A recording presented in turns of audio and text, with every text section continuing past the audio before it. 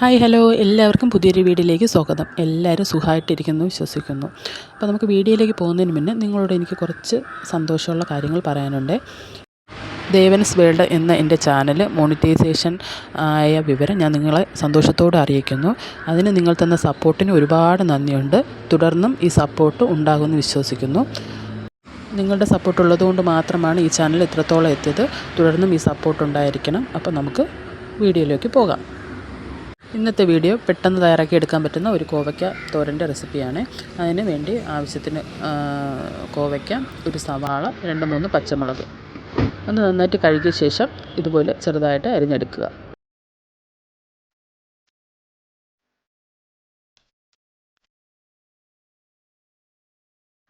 ഇതുപോലെ ചെറുതായിട്ട് അരിഞ്ഞെടുത്ത കോവയ്ക്കയും സവാളയും പച്ചമുളകും കൂടെ നമുക്കൊരു ബൗളിലേക്ക് മാറ്റാം.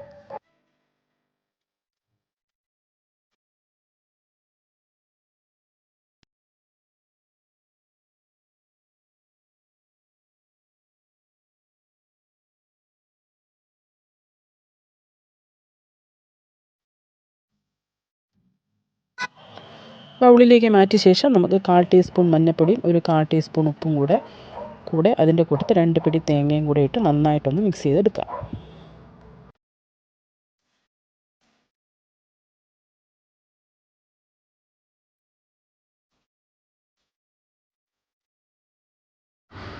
തേങ്ങ കൂടെ ഒന്ന് ഇട്ട് കൊടുത്ത ശേഷം ഒരു 1/4 ടീസ്പൂൺ ജീരകം കൂടെ ഞാനിതിലേക്ക് ചേർക്കുന്നുണ്ട്.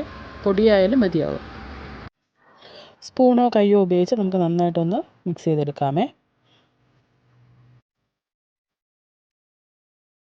അതിനുശേഷം ഞാൻ ഗ്യാസ് സ്റ്റോപ്പിലേക്ക് ഒരു ചീനിച്ചട്ടി ചൂടാക്കാനായി വെച്ചിട്ടുണ്ട്. അതൊന്ന് ചൂടായി വരുമ്പോൾ ആവശ്യത്തിന് എണ്ണ ഒഴിച്ച് കൊടുക്കാം. എണ്ണ ഒന്ന് ചൂടായി വരുന്ന സമയത്ത് കടുകിട്ട് പൊട്ടിക്കാം. അതിലേക്ക് 2-3 വറ്റൽമുളകും ഒരു തണ്ട് കറിവേപ്പിലയും കൂടിയിട്ട് ഒന്ന് മൂപ്പിച്ചെടുക്കുക.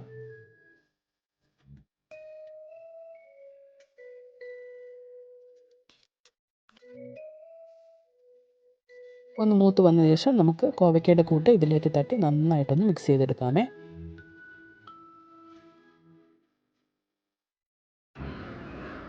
നന്നായിട്ടൊന്ന് മിക്സ് ചെയ്ത് വെച്ച് കൊടുത്ത ശേഷം തട്ടിപ്പൊത്തി നമുക്ക് അടച്ചു വെച്ച് ഒന്ന് വേവിച്ചെടുക്കാം. ലോ ഫ്ലെയിമിൽ, വേറെ വെള്ളം ഒന്നും ഒഴിക്കേണ്ട.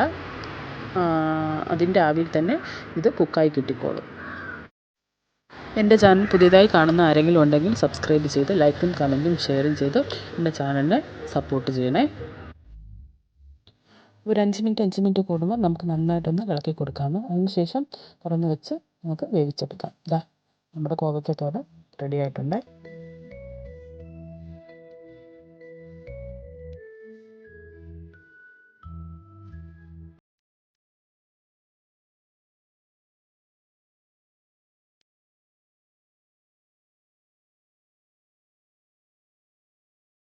ഞാൻ സ്റ്റൗ ഓഫ് ചെയ്ത ശേഷം ഒരു തണ്ട് കറിവേപ്പിലയും 1 ടീസ്പൂൺ വെളിച്ചെണ്ണയും കൂടെ ഒന്നൊഴിച്ച് നന്നായിട്ടൊന്ന് മിക്സ് ചെയ്തെടുക്കുന്നത്. സിമ്പിൾ ആൻഡ് ഈസി ആയിട്ടുള്ള കോവയ്ക്കത്തോരൻ റെഡിയാണ്. നമുക്കിത് സർവിങ് ബൗളിലേക്ക് സെർവ് ചെയ്യാം.